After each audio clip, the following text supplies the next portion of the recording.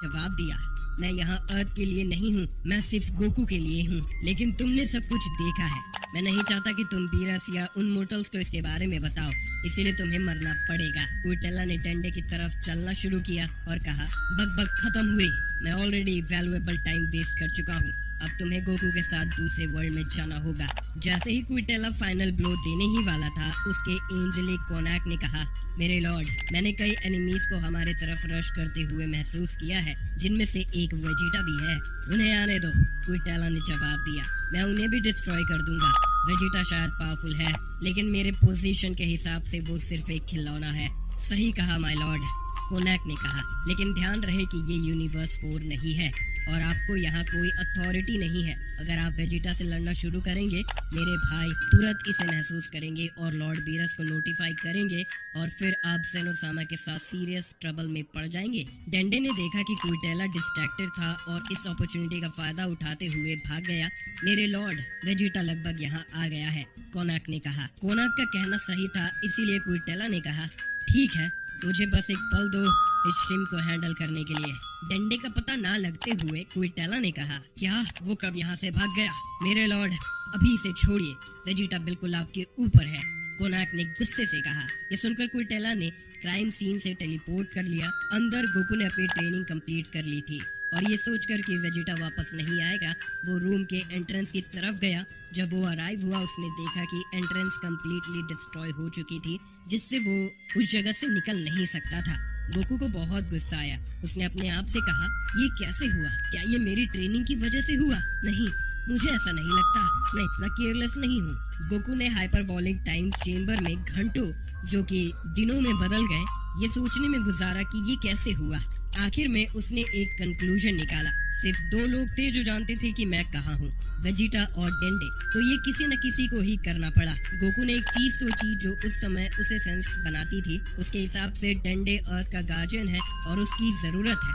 उसने प्लैनेट को बार बार बचाया है, इसीलिए वो ऐसा नहीं करेगा। ये वेजिटा ही होना चाहिए, ये उसी ने किया होगा। लेकिन क्यों? तुमने मेरे साथ इतने दुश्मनों को हराया है, तो तुमने ये सब क्यों किया वेजिटा? मैं कसम खाता हूँ, जब मैं यहाँ से निकलूंगा, मैं तुम्हें मार दूंगा वेजिटा। टाइम चेम्बर में कैद होने के बाद गोकू के पास सोचने के लिए कुछ वक्त था। उसने ये कंक्लूजन निकाला कि वेजिटा वो इंसान है जिसने उसे धोखा दिया। उसने अपने आप से कहा, वेजिटा, तुमने आज जल्दी छोड़ने का जो रीजन दिया, वो बस एक प्लॉट था मुझे अंदर रखने के लिए, ताकि तुम एंट्रेंस को डिस्ट्रॉय कर सको।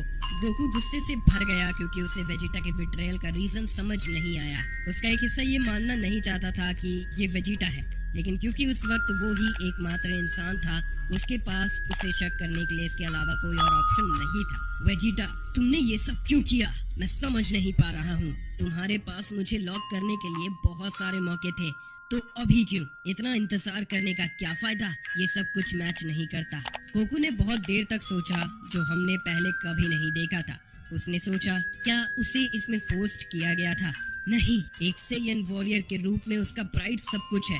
वो कभी भी उस लेवल तक नहीं जाएगा, चाहे उसे फोर्स किया गया हो। मैं इमेजिन नहीं कर सकता किसी भी मल्टीवर्स में ऐसा इंसान जो वेजिटा को कमांड दे, खास करके जब वो उसकी मर्जी के अगेंस्ट हो। ना ही बीरस। गोकू ने एक वक्त याद किया जब बीबीडी ने वेजिटा को कंट्रोल करने की कोशिश की थी, जो उसके डाउट्स को और मजबूत कर देता है। उसने कहा, हाँ मैं श्योर हूँ, वेजिटा को छोड़ने के बाद मैं किसी और का मोटिव नहीं सोच सकता, सिर्फ गॉड्स का ही डाउट है। क्या उनका हाथ इसमें है? गोकू ने एक माइंड ब्लोइंग चीज डिस्कवर की। उसे याद आया कि सब गॉड्स उसे पसंद नहीं करते थे, क्योंकि टूर्नामेंट ऑफ पावर में उनका यूनिवर्स इरेज हुआ था। हाँ, उन्होंने मुझे कभी पसंद नहीं किया, ये उनका ही काम होना चाहिए। टूर्नामेंट शुरू होने के वक्त उनके चैंपियंस ने पहले मुझे ही टारगेट किया। वेजिटा, क्या यही वो लोग हैं जो तुमसे फोर्सफुली ये सब करवा रहे हैं? क्या उन्होंने तुम्हें ब्लैकमेल किया है? गोकू के दिमाग में कई सवाल आने लगे। गॉड्स ने हाइपरबोलिक टाइम चेम्बर के बारे में पहले कैसे जाना? ये सब इतना कंफ्यूजिंग है। मैं कसम खाता हूँ, जब मैं यहाँ से निकलूंगा, ग्रैंड सीनो को उस इंसान के साथ होना चाहिए जिसने मुझे यहाँ लॉक किया है। हाइपरबोलिक टाइम चेम्बर के बाहर वेजिटा अराइव हुआ और देखा कि एंट्रेंस धुएं में ढक गया था। उसने डंडे को बुलाया। डंडे, वो बेकार का इंसान कहाँ है?